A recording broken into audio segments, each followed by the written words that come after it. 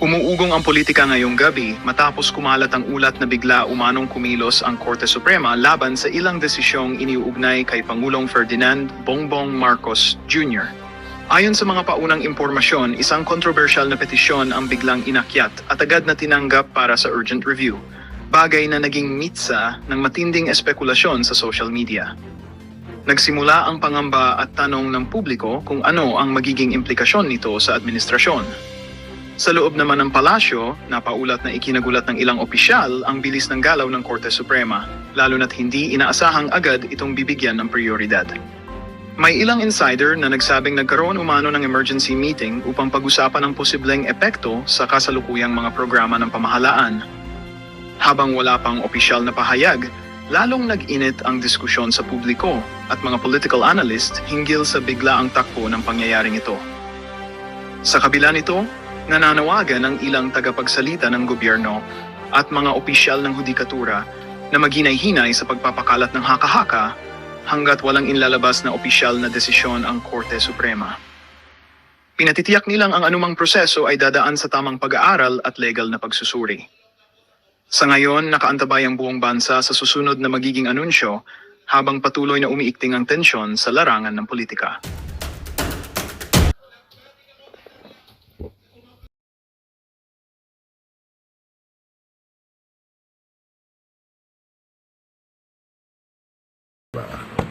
Si Anjo Iliana mukhang may pagtingin. Pinalitan na, ginawang Jose Manalo mukhang may pagtingin. Yan. Malamang ang nag-idea niyan si Jose na rin eh. Dahil sasabihin ko na sa inyo, isa sa pinakamasamang ugali dyan sa Itbulaga, si Jose Manalo. Opo. Pag wala si bossing dyan, napakayabang niyang taong yan. Ilang beses ko nang gusto sapakin yan eh. Eh, siyempre, nagtatrabaho tayo. Cool.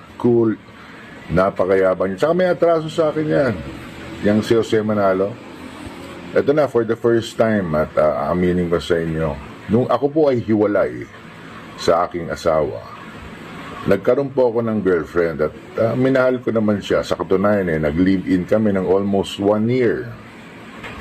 Hindi naman maiwasan na nagkatampuhan, yan. Nagkakaroon kayo ng LQ.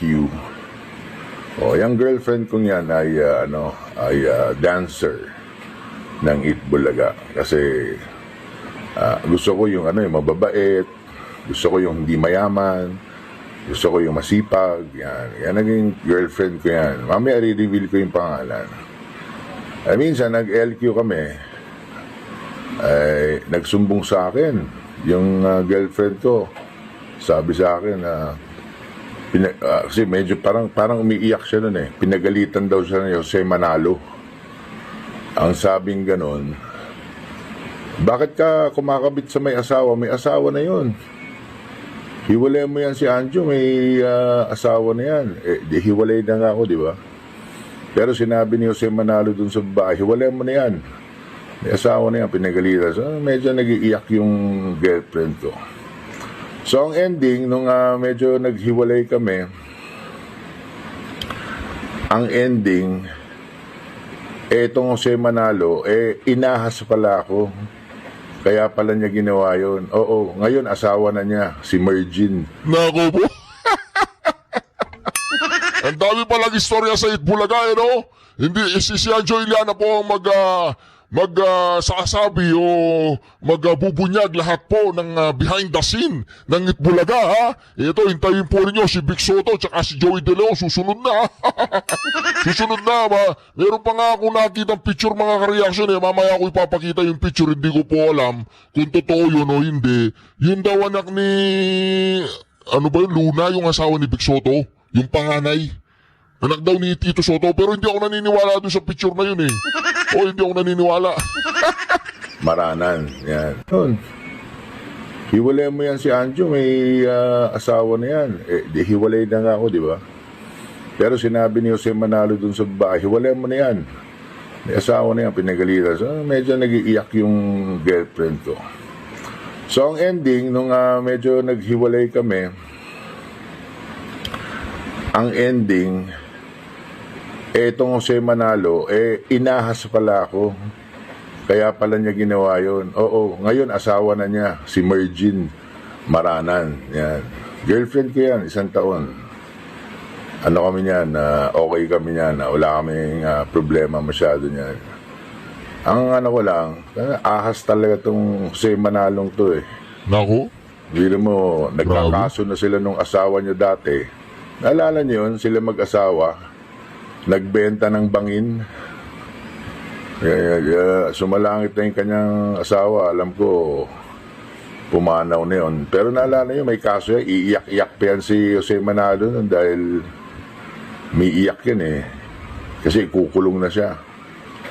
Di ba? Mag-asawa, nagbenta ng bangin. Bangin. Walang lupa, bangin. Yan. May kaso yan nun eh. Hagilapin nyo nilang yung mga kaso niyan. alam po niyo nararamdaman ko kay Anjo Iliana, siguro mali ang pakiramdam ko. Pero sa tingin ko po mga karyaso, meron po siyang magandang saloobin, meron po siyang magandang puso. Sa tingin ko lang, kasi parang napaka-inosente. Hindi ibig sabihin inosente, yung parang mabuting tao siya sa puso. Kasi makikita nyo naman po mga kareaksyon, wala siyang kinatatakutan eh. Siguro nagkakamali ako, pero yung napipil ko, parang mabuting tao po siya. Sa tingin po ba ninyo, mabuting tao si Anjo Iliana? Paki-comment po sa comment section. Kaya yan si Jose Manalo, napakawalang yan tao yan dyan. Isa yan sa sindikato na laging bumubulong kung sinong sisiraan. Grabe yan. At sinong tatanggalin. Nako.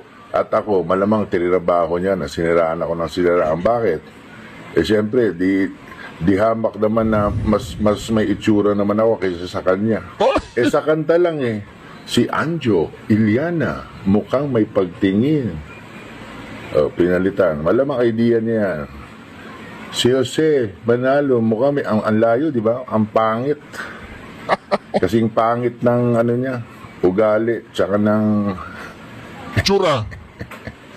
Anyway, naalala ko lang, naikwento ko lang sa inyo, isa yan sa sindikato yan, yung sa Manalo. Kita nyo, wala makatrabaho sa labas niya kasi may masama ugali eh. At yan, happy naman ako sa kanila kung happy sila na nagsasama sila at may mga anak na. Ito naman past na to eh. Tama. Nakaraan na to. Na ano lang ako sa kanta. Natawa lang ako. Talagang ano no, yung papalitan pa yung kanta para lang maasar ako. Hindi naman ako naasar, natatawa ako. Pero paring Joey, Nako. paring Vic, habang kinakanta na iba na yung lyrics, hindi na si Anjo Iliana may pagtingin. Napansin ko, tawa kayo ng tawa, Joey. Paring Joey, paring Vic, okay lang sa akin tumawa kayo. Basta hanggang tawa lang huwag nyo kong sisiraan alam nyo na. Parang Joey. Parang Vic. Okay, so it's alright. Ganyan talaga ang buhay. At least once naging original ako sa kantang lyrics. So, kay Mergin, hello. Nasa akin pa rin yung mga letters mo. Tinago ko pa rin hanggang ngayon. So, magandang gabi and good night. Para yata gusto mo sulutin ni Angela. Para yata gusto resbakan si Jose Manalo. Wag na. May makikita ka pang mas maganda doon. May asawa. Meron ka na ba, sir? Asawa ngayon? Wala pa. Pero kung tatakbo ka, senador, sir, seryosohin mo, Pero bilib po ako dito sa talino ni Anjo Iliana dahil inaabot po niya yung mga ordinaryong tao. Hindi siya nagpapakita na parang matalino, umaasta na parang matalino, parang si Tutasen. Si Tutasen, umaasta siya parang lawyer, no? Si Tutasen, wala naman yung utak ni Tutasen. Pagkausap niya si Marcoleta at saka si Bato de la Rosa, dinamay ang itbulaga. Ganun. O ito pa mga kareaksyon, si James Yap naman tayo. James Yap. Nabarurot daw siya ni Alan Kay. Yes, good afternoon at kumusta kayong mga binabagyo? Palakas ang ulan, kaya dyan lang kayo sa bahay, nood. Kaya meron na ako nakita na may reaction yata si Alan Kay.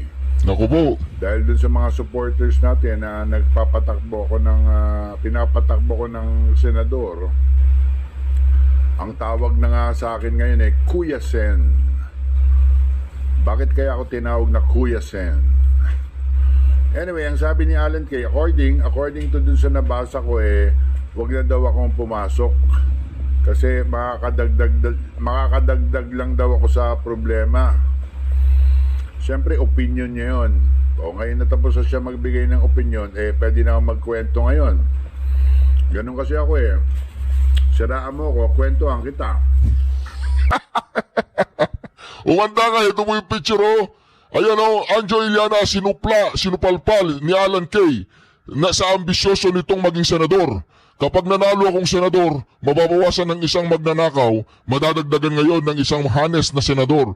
Kung sakaling manalo ako, huwag ka nang dumagdag sa sakit ng ulo ng mga Pilipino. Nako!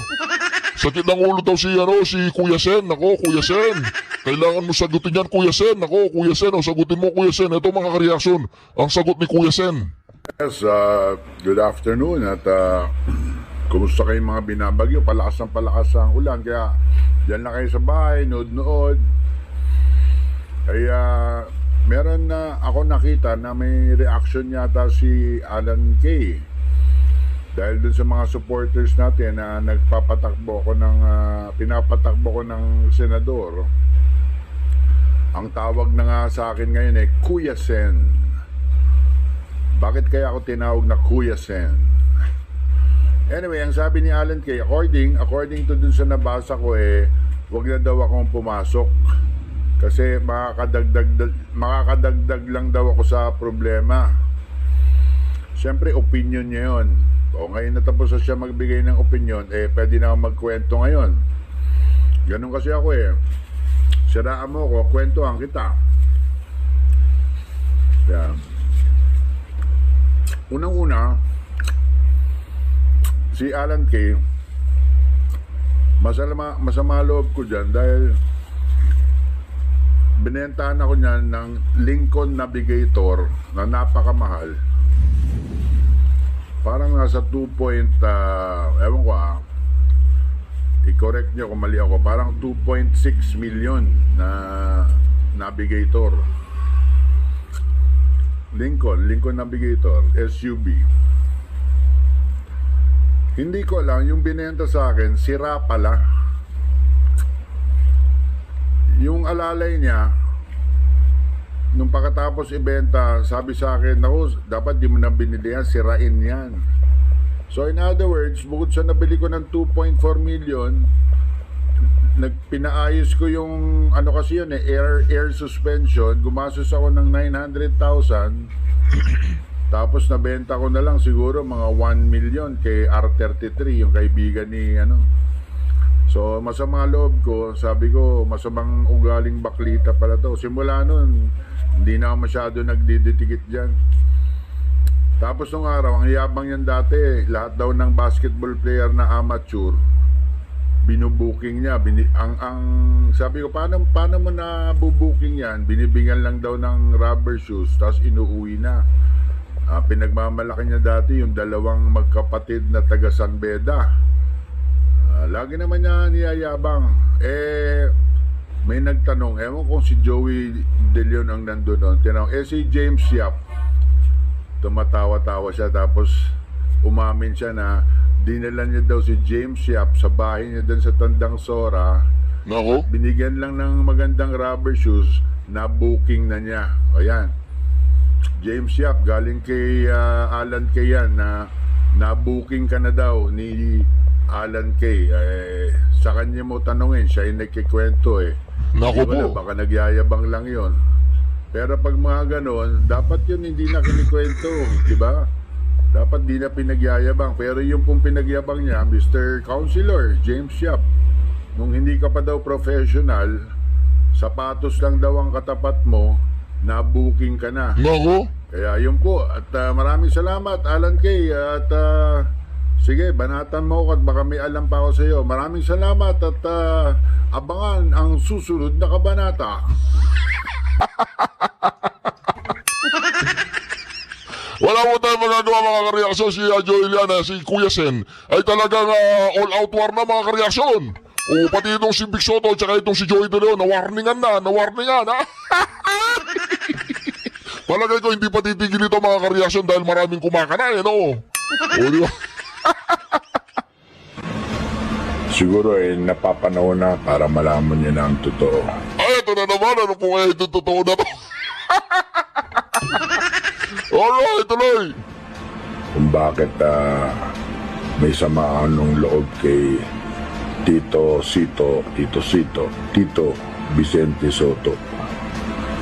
Kasi alam nyo, nung pa-last term ako ng konsehal, kinausap niya ako kung pwede daw yung Castelo na konsehal ipalit sa akin. Pero ayaw ni Joy Belmonte, ni Vice Mayor Joy Belmonte, kasi mas gusto niya ako kaysa dun sa Castelo. Ang usapan kasi nila, pag naging konsehal si Castelo, aatras na, wala nang kalaban ng kanyang Vice Mayor na si Gian Soto. Pag pinasok yung Castelo sa lineup ni Joy, kinausap ko si Joy, sabi ko no, sabi ni Joy sa akin, no Anjo, I want you, ikaw ang gusto kong konsehal. Nung kinausap ko si Tito Sen, minura ako ni Tito Sen, sabi sa akin, PI mo, ganyan-ganyan. Hindi na ako nakipagtalo kasi sabi ko nga, kasama ko sa Itbulaga. Sige, ano na lang ako, tatrabaho na lang ako sa Itbulaga.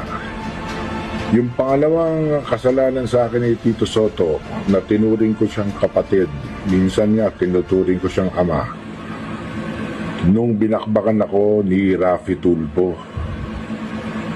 Yung mga kasinungalingan ni Raffy Tulfo, nung ako po Tulfo, yung kapatid ko naman yan tinulpo, hindi naman ako nandun lang ako Mas sikat lang kasi ako sa kapatid ko, kasi kaya ako ang diniin ni Raffy Tulfo. Di yung eskwelahan sa Lucena, na mali-mali ang bintang, mali-mali ang pinalabas, camera kami. Pero kung papanoorin mo mabuti, kinuwartahan lang kami ni Raffy Tulfo. Ang sama ng loob ko noon kasi hindi man lang ako tinulungan nitong Tito Soto. Anong klaseng kaibigan yun? Mabuti pa si Tony Tobiera, tinanong ako, Anjo, ano yun? Sabi ko, wala yun sir, mga invento lang nila yun. Totoo naman na sinasabi ko, anong sasabihin ko? May papeles yung building namin, lumipat lang kami ng location, kaya natagalan yung the school was legal. Na late lang yung pero pinalabas ni Tulfo, illegal. O sayang yung mga estudyante pinag-aaral namin ng libre. Ano nangyari? Wala na ng eskwela, nagsarado na. Imbis na makatulong kami, ganun kasama ang ugali ng Raffy Tulfo. Kumita lang. Mga reaksyon, marami pa po. Ito po ito po, panoorin po natin ito. Anjo Iliana kakasuhan na ni Tito Soto. Naku po, ito na nga. Parang kanina lang upload ko, Ito po mga reaksyon, pakinggan po natin Anjo Iliana kakasuhan na ni Tito Soto. Naku! Ito na nga. Parang kanina lang upload ko, pinangalanan na yung kabit na tinutukoy ni Anjo Iliana. Ngayon, si Anjo Iliana kakasuhan naman na. Naku po. At ito, Anjo Iliana, binara si Auntie Claire. Naku! Si Auntie Claire kay Anjo Iliana. So kakasuhan din ba ni Auntie Claire si Anjo Iliana? Naku po. Kaso-kaso na to. So siyempre, alam naman na natin yung pinagmulan. At sa mga hindi nga po pala nakapanood doon sa isang video ko, kanina ko in-upload, 8:30 AM, ay nandun po ang issue mapatungkol doon sa kabit ni Tito Soto daw. Daw. Na tiga Canada. Na ito ay may pangalang Ilona. So nandun, panoorin nyo na lang kung gusto nyo panoorin. At dito naman tayo sa pagsasampa ng kaso ni Tito Soto kay Anjo Iliana. Mapatungkol dito sa pasabog at matinding revelasyon dito sa box reveal sa kabit ni Tito Soto. Pero ang talagang ko dito, itong pambabara ni Anjo Iliana kay Auntie Claire, ito talaga yung hinanap ko dito. O mamaya nyo, papanoorin ho natin mamaya lamang. So siyempre, may iba naman tayo bago muna tayo mapunta doon. Dito muna tayo mapunta sa sinabi ng isa sa mga artista na si Dennis Trillo na sana dinonate na lang natin yung mga binayad natin sa tax. Totoo naman, no? Oo, ba't kaya hindi na lang ibigay natin kay Pangulong Duterte? Kay Pangulong Marcos, no? Halimbawa, magbabayad tayo ng tax. Dapat inaabot na natin rekta kay rekta na sa bank account ni Marcos Jr. Tama! O kaya ni Martin Romualdez, no? para maganda. Diba? Dapat ganun na lang gawin natin eh. Dapat ganun na lang gawin natin. Pag nagbayad tayo ng tax, irekta na lang natin sa bank account ni Martin Romualdez, ni Saldico, at ni Pangulong Marcos Jr. Yun na lang siguro gawin natin. May punto ka dito, Dennis Trillo. Kaysa naman, pupunta pa tayo doon sa napakalayo. Di ba? Magpipila pa tayo, magbabank transfer pa tayo. Magbabayad tayo ng tax. Eh, hindi katulad yan, hingin lang natin kay Auntie Claire yung bank account ng juwa niya na si BBM. Tapos isisinda natin yung tax natin doon, no? Mas okay nga yun. Ay, naku po. So, eto pa isa. Eto, grabe to. Hindi, mamaya na. Dito tayo. Yan, no? Eto ang pinakamalupit dyan. Walang mga diskaya kung walang Saldico. Totoo. Walang Saldico kung walang Martin Romualdez. At etong pinakamalupit. Walang Martin Romualdez kung walang Bongbong Marcos Jr. Utang na, real talk to, guys. Real talk na real talk to. Ito yung sinasabi namin na paulit-ulit na ang nangyayaring pagnanakaw sa gobyerno ay parang katawan ng ahas. Ang ulo ng ahas na yon, ang ulo ng nakawan sa Pilipinas ngayon ay ang Malacanang at ang Kongreso. Ang katawan nito ay DPWH at ang buntot nito ay ang mga kontraktor. Yan ang totoo. Katulad lang ho nito. Walang mga diskaya kung walang Saldico. Walang Saldico kung walang Martin Romualdez at higit sa lahat walang Martin Romualdez kung walang Bongbong Marcos. Ubo pa more. Napakaliwanag ho nito, no? Nung ipinapakita natin dito, mga banateros, mga kabiyaya. Talagang ito ang lehitimong katotohanan na kung wala si Marcos Jr., kung wala si Marcos Jr., hindi makakapagnakaw si Martin Romualdez. Kung wala si Martin Romualdez, hindi makakapagnakaw si Saldico. At kung wala si Saldico, hindi makakapagnakaw si Diskaya. Sino kaya gumawa nito? Ang galing nito, palakpakan natin, ha? Ayos to, ha? O kayo ba, mga banateros? Hindi ba, sumasang-ayon ba kayo dito sa litratong ito? Ako, 101%. Sumasang-ayon po ako dito, motherfucker. At eto ba, meron ba tayo dito? Eto, sabi niya, hanggang ngayon, madalas pa rin akong nakikipag-usap sa aking ama. Ay, grabe ka na talaga, Marco.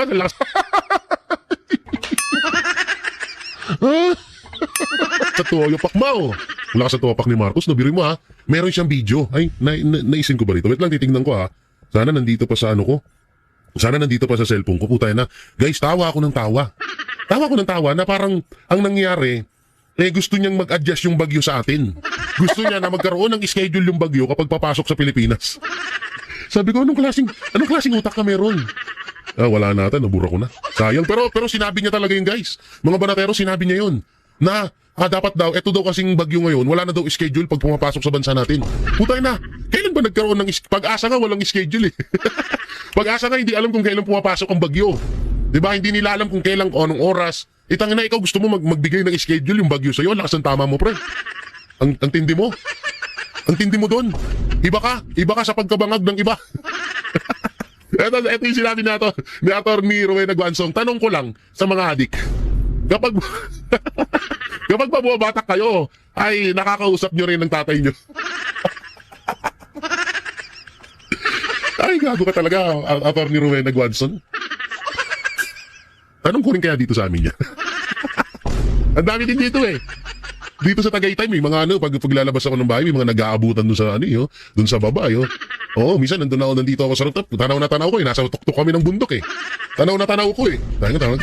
Nag-aabutan na naman yung mga walang ya doon sa sulok, hindi tatanong ko yan sa mga adik. Baka nga talaga baka nararanasan talaga nga nila yan, na kapag suminghot, makakausap nila yung mga mahal nila sa buhay na namayapa na. Hayop. Eto naman. Eto malupit, di ba? Ngayon dito, may katanungan tayo dito kay Brownie Boys. Ang katanungan natin, maniniwala na ba kami, General Browner, na yung 15 billion ghost project ng AFP ay totoo? Ako'y nagtatanong lamang yung 15 billion na ghost project ng AFP, totoo po ba yun? Kasi dito, sabi mo, ang utos ng ating Pangulo, mayroon Junior na Pangulong Marcos Jr. ay dapat nating kayanin, lumaban at panatiliin ang ating puwersa. Ang ating puwersa sa loob ng higit mababa sa 20 hanggang 30 na araw. Alam mo, Browner, kung gusto mo magpakamatay, kung gusto nyo ng gera ni Marcos Jr., kayo na lang. Huwag nyo na kaming idamay. Gera pala gusto nyo, di kayo na lang. Ba't kailangan nyo pa kami damay na yupak ka? Anak ng timang to. Oo, di ba? Sinabi ko na yan eh. Huwag niyo kami dadamay dyan. Tatawagin ko si Anjo Iliana. Hello, Anjo, Kuya Sen. Walang ya. Kausapin mo si Browner. Wala kang alam patungkol kay Browner. Wala kang alam.